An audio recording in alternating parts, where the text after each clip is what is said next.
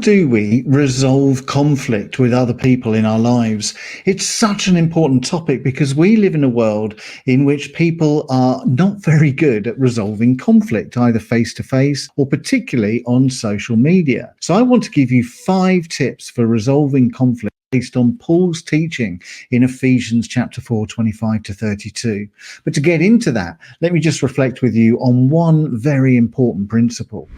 To get resolution, we need first to understand the basic source of our conflict. Now, I'm not talking about the direct cause of any specific conflict itself, whether, a couple are disagreeing about where to go on holiday next year, or whether a pupil is arguing with a teacher about not doing her homework or whatever. I'm talking about something far more fundamental than that, which is this. The stance that we often take in conflict situations is often driven by self-protection and self-interest. Now, in the Bible, we find different terms to describe this. Sometimes it's called the flesh. Sometimes it's called the old self. But the basic idea is that there is an ego within each one of us that wants to protect its own interests from any perceived harm. And the natural response of the ego when it senses conflict is to pull up the drawbridge and prepare for the fight in self-defense. But Jesus said in Mark's gospel that the daily lifestyle of the Christian involves dying to the self, suppressing the flesh, denying the ego. We won't ever be able to resolve conflicts all the time we approach those conflicts from the position of ego rather than the position of spirituality.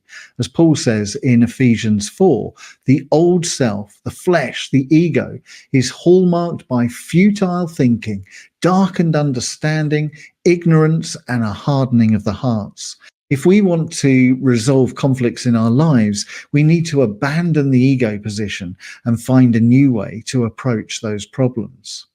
And at the heart of the biblical story is that when Christ died on the cross, he took our old selves, he took our flesh, he took our egos, and he crucified them. The power of the old self has been broken, and we no longer need to live under the control of the ego unless we choose to do so. And every time we enter a situation of conflict, we have a choice.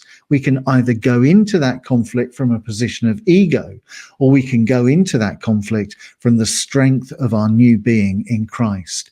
The choice is always ours. And in Ephesians 4, Paul outlines 5 attitudes that can underpin our approach to conflict if we seek to act out of our spiritual being rather than our ego. First, if we want to resolve conflict, we must speak out of truth, not lies. In verse 25, Paul says, each of you must put off falsehood and speak truthfully to your neighbor. Now, we need to be really careful with this notion of truth because it's always been the case that some people use truth as a weapon to hurt others. We can say something quite nasty or expose something that brings shame on someone, and we justify it by saying, well, I'm just saying it how it is. And some things don't need to be said. Some situations don't need to be shared with other people.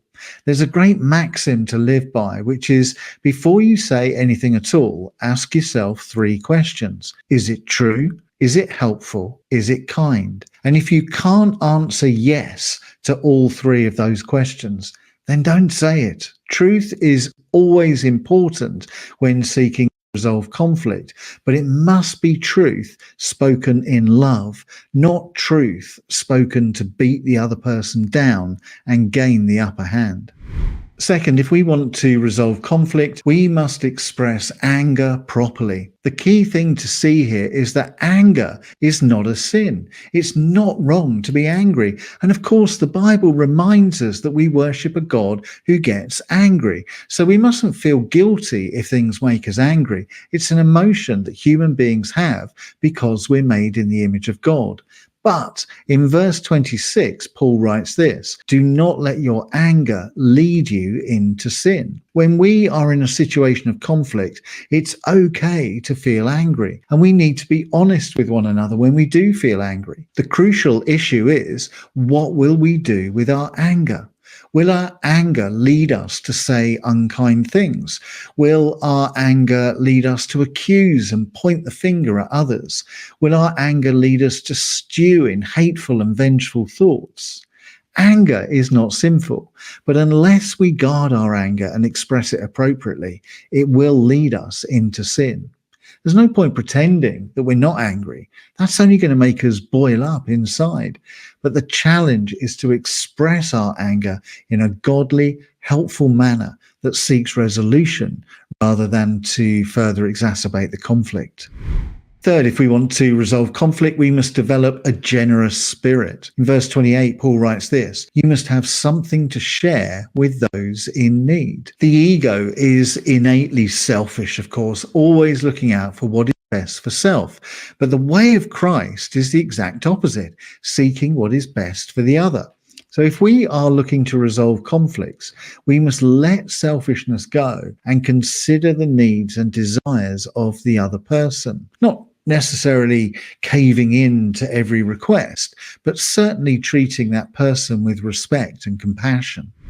Fourth, if we want to resolve conflict, we must speak constructively, not destructively. Speaking words that build up rather than tear down is crucial for conflict resolution, as Paul reminds us in verse 29. "Do not let any unwholesome talk come out of your mouths, but only what is helpful for building others up according to their needs, that it may benefit those who listen." Words can wound so badly. We can never take back what we've said, and so we must always use words wisely. You know, the word sarcasm comes from the Greek phrase meaning to eat flesh, and that is exactly how it feels to be on the end of destructive, unkind words. Calling of names, sarcasm, gossip, threatening words, words of revenge, slander and lies. These can destroy lives both emotionally and physically, particularly in this age of social media. But just as damaging is the gossip and destructive speech that can happen over a cup of tea with a small group of friends. And finally, if we want to resolve conflict, we must show kindness and forgiveness. As Paul says in verse 32, "Be kind and compassionate to one another, forgiving each other, just as God in Christ forgave you." How desperate we are to see a surge in kindness in society. I was speaking with someone recently and they said the same phrase that we hear so often: respect needs to be earned. And I thought to myself, that's exactly the problem with the world in which we live. The default position for relationship now is one of disrespect until you have earned my respect.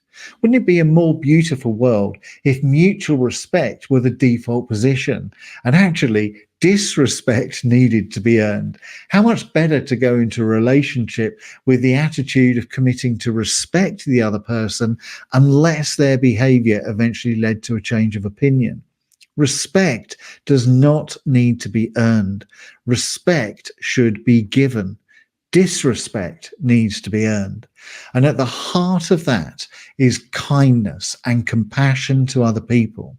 And if we approach conflict in that manner, how much more easily our conflicts would be resolved.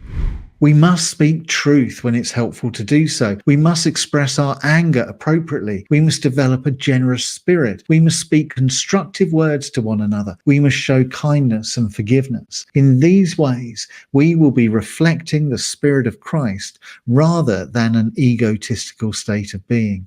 And that is the life to which we are called as Christians.